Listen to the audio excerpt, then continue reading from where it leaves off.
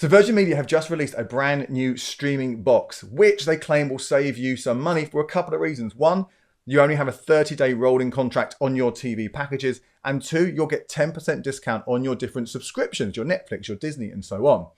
So from that point of view, it sounds pretty promising, right? It sounds like it might actually be a good option to go for. And that's what this video is about. Is it going to save you money? When is it good? When is it bad? When it comes to the cash that you will be paying. It's not a tech review. This is a value for money review. So let's start off with some very, very basics here. The box, which is about that big, it's pretty small, maybe a little bit bigger than a Chromecast if you're used to one of those. It will cost you 35 quid to get one of these, and then it is yours to keep forever.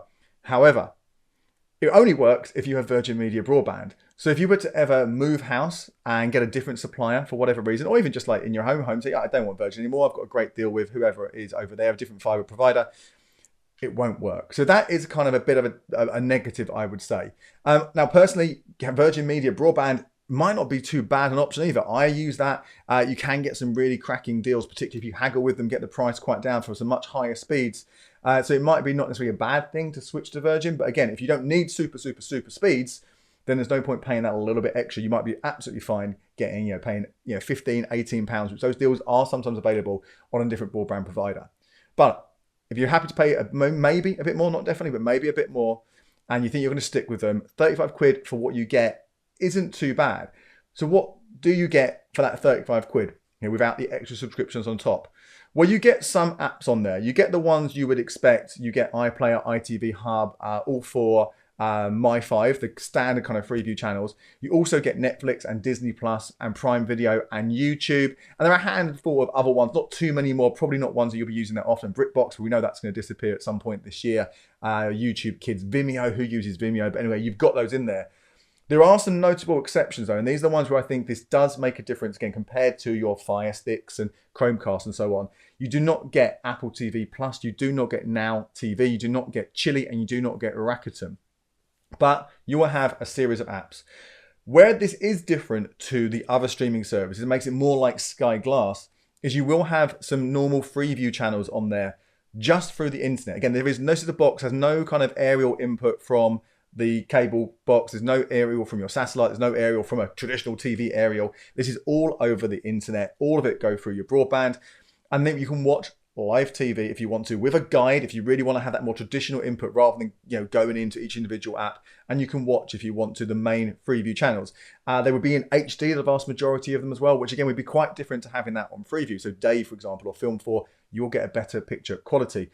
But the downside is, obviously, if the broadband does go down, then you will lose access to all those TV channels. You can't watch anything at all. So that is something to be aware of, and it is a negative. And if you've already got a TV with an aerial coming into it, then why do you need this extra thing? There might be some people I appreciate who are maybe living in a flat or something where there is no satellite dish, there is no aerial. You can only get TV through Virgin Media, through cable, and you don't want to be paying huge amounts of money for 18-month contracts.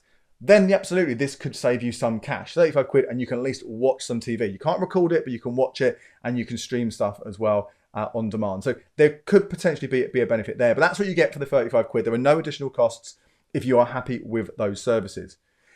On top of that, there are, as mentioned, those apps. So you can sign up for Netflix and Disney Plus and Prime Video, and you can pay for them. You can pay for some of these, in fact, will be via your Virgin bill. So it'll be bundled in together. Virgin sell that as a convenience thing. It's all one bill. You don't have to fit about money over here, money over there. I think really, is it an inconvenience to have more than one bit of money coming out every month? They sell it like that. It's not for all of them. So for example, looking at the details I have right now, yes for Netflix and yes for Disney Plus, but not for Prime Video. So you would still be paying separately for Prime Video, although that might just be that in their website descriptions, they haven't put that in there as one of the things that you put on your bill. What you can't do, it seems, is, and again, need to check this, but you can't have those on there and sign into them unless you do pay for them via your bill. So that might be a bit of a pain if you do want to have things separately. You can also, though, there are some extra services you can sign up for, which will cost you a fair amount of money, potentially, but that might potentially be cheaper than what you are already paying with Virgin or Sky. Now, there are a few of them. There is a Sky Sports package, there is a Sky Cinema package, there's a combo Sky Sports and Sky Cinema together, which makes it slightly cheaper than buying them both individually. There's a BT Sport package, there's a kids package, and there's also an essential entertainment. And this is the one I'm going to focus on quickly here, essential entertainment, because this is probably the one that most people are going to be interested in, because this is the core channels that you would get with your existing Virgin TV or existing Sky TV or whatever it is you've got. The non-freeview ones, the ones that you would be paying for, the entertainment ones, as the name suggests. Majority of these ones are the Sky ones. So Sky Max, Sky Showcase, Sky Witness, Sky Nature, Sky Comedy, Sky Documentary, Sky Crime, Sky History, Sky Replay, Gold, Comedy Central, Sci-Fi, MTV, National Geographic. Those are the ones that kind of the core Sky ones. But you also get Discovery, TLC, and you also get Alibi E and something called Virgin Ultra, which if you're a Virgin customer, you're probably familiar with. It's just a few extra movies and stuff which Virgin put together. Not necessarily an essential one. Those channels, you think, okay, that's the bulk of them. That's not bad. However, what you are missing compared to now, getting your entertainment package via now, is you don't get Sky Atlantic. That to me is a big one. You also don't get Peacock, which is less of an issue, but there are some interesting things that come on there. But I think often those shows are also on Sky Comedy, so you're probably not going to miss out too much. The difference though between this Virgin Essential Entertainment package on the stream and getting now and watching it via a Amazon Fire Stick or whatever it might be, or via your TV, if as long as you've got the app, is that this one does have Discovery and TLC. They do not come with Now's entertainment package. You have to pay for a separate streaming service if you want those, which is Discovery Plus. So it depends here. Like if you are, I'm gonna go through the cost in a second at like what you can get elsewhere. If you want to have all of those channels and you're not worried about Sky Atlantic, then this is actually not a bad deal.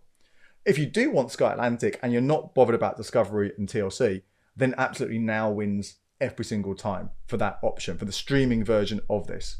So that's really important to know there. And I think Alibi and E, I mean, is anyone really going to choose their TV channels based on those? Maybe it's you, but I think most people aren't going to. So those streaming services I mentioned, all of them other than the Prime one, they go into this 10% discount. You get credit the following month to your bill if you have the streaming service for a month. And this is where it gets quite interesting. Even with that 10% discount, can you beat these prices elsewhere? Let's start with Disney Plus. That would normally cost you $7.99 a month. With the credit, the 10% credit, that makes it £7.19 a month. That can sometimes be beaten. So for example, if you pay upfront for a full year of Disney Plus, you'll save yourself you basically get 12 months the price of 10. So you're saving yourself more that way. If you're on O2, you can save £2 a month.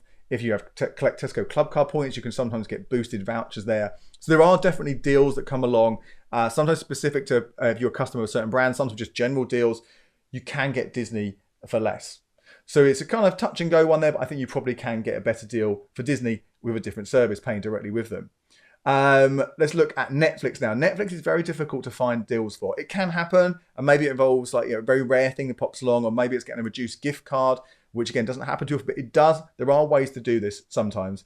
But on the whole, 10% back on your Netflix deal via the Reveal Virgin Stream box. That is going to be one of the cheapest ways to get Netflix with that 10% credit added on every single week. But that, of course, is assuming that you do keep Netflix for an entire year and you don't mix and match, which is why I always suggest with these streaming services, rather than paying for one or two all year round, it's mix and match them as and when, because you can't possibly get value for money from all of them. There was some small print, though, that did say if you're an existing Netflix customer or previous Netflix customer, you might not get that 10% credit. So it might only be for newbies. So that's a bit of a concern as well. So really, that's not going to be much of a win for people. Sky Sports HD, now they charge $38.95 a month before the discount, brings it down to 35 quid a month. Well, just going via now for a monthly pass, that's $33.99. And there are always deals, brings it down to 25 quid, 20 quid, sometimes less than that. So again, absolutely, if you want Sky Sports to stream Sky Sports, I would be focusing on now rather than buying it via Virgin Stream. Sky Sports Cinema, after their discount, it'd be $13.49. Well, again, it's $9.99 a month with Now. Much, much cheaper. And again, loads of deals, often bringing the price down, so that's too expensive. Combining Sky Sports and Sky Cinema together with Virgin is potentially cheaper than getting them individually from Now. But again, as I said, there are always discounts on Now that bring that price down even more. So again, I would not be looking at Sky Sports, Sky Cinema at all with Sky Reveal. I would want a different device to watch them via Now TV. BT Sports, this potentially is a decent deal here. £18 a month you would pay, 10% discount, credits the next month, $16.20. If you aren't already with BT or EE, the only way you can get a monthly pass is to pay £25 a month. That cannot be tied into a long contract. Or you're in a much, much longer contract with the likes of BT or Virgin Media in their normal deal. So again, that potentially might save you some money, but again, there might be ways to bring the price down. So not necessarily a bad one for BT Sport. That Essential Entertainment one that I talked about, again, this is an interesting one. They charge £12 for this. Knock you 10% off. That brings it to £10.80. That is only 80p more than the full price you would pay for Now. So, well, you go for the entertainment pass on Now. But like I said, if you want the Discovery on top of that, and you also, then maybe that's worthwhile. But also the other thing you need to remember is the Now thing includes the kids thing, and the kids is £4 extra with the Virgin Media stream. So again, my instinct here, plus you get Sky Atlantic, is to get those channels via Now TV rather than via a Virgin. As you notice there, you do not get a discount on Amazon Prime Video. That is not one that's listed in the ones that give you credit back to your account. And because you can't add on Apple TV Plus, again, there's no option to get a discount on that. You would need, if you want that, you need to pay for that separately and also have a different device to watch it. So going through all that, fundamentally, just very, very quickly there, you'll see I've listed lots of numbers, right? And that table, I have listed it over on BeCleverYourCash.com if you want to go over and read it and look at those prices and look at where those other deals are to find cheaper alternatives. But broadly, the only kind of one where I think this, when this is a good option for you in terms of your value for money, in terms of you saving some cash, are if you are living in a property which, again, you can only access your TV via Virgin Media, internet, there is no other way for you to get TV, then, okay, this will save you some money. Absolutely, you will pay less because you aren't tied into an 18-month contract. Although, bear in mind, as I always say, haggle. If you want services from them, always get on the phone and haggle with them. And if you are tied into a long contract, the flip side of that is they're more likely to be a bit of leeway and say, okay, look, rather than you leave us and move somewhere else, we'll give you a deal here, we'll give you a deal there. Maybe you might be able to bring that price down. But that's not a bad option, I would say. The other thing to think about here as well is, potentially BT Sport and Netflix, you might be able to save some money. And that's it, really. Everyone else, I think, you're much, much better off getting a different streaming device, which is practically the same job, which is going to save you money because you can use it anywhere you want. You can sell it on if you don't want it anymore to somebody else. They don't need Virgin Media broadband for it. Buying the services individually, directly from the providers, again, gives you the opportunity to find other discounts and other deals and shop around more. And fundamentally, I think that Now TV is going to offer a much, much better price. Now, because some of you can say, hang on, Andy, but it's not exactly the same, is it? Because Now TV isn't full HD. And you're right. And to get full HD and to get rid of adverts on Now TV, you've got to pay £5 a month with Boost, which is absolutely correct. However, this Virgin Media box, you can only use it on that one box. It's not like your account can then be used to all these, entertainment channels on different TVs in the house. You have to unplug the box and plug it into a different TV. You can't watch it at the same time. And you will have on the live channels adverts. So from that point of view, it is very, very, very similar. Just the picture quality being slightly better. I would still be prepared to pay that little bit more for Boost. And again, the classic cancellation trick with Now TV, where you say, I can't afford it anymore. They often give you a deal. So you rarely can be paying, I think, that full £5 a month for Boost. Maybe you get it down to £2 a month. Yes, it is an extra cost, but I still think it's one to go for that over going this Virgin Media stream.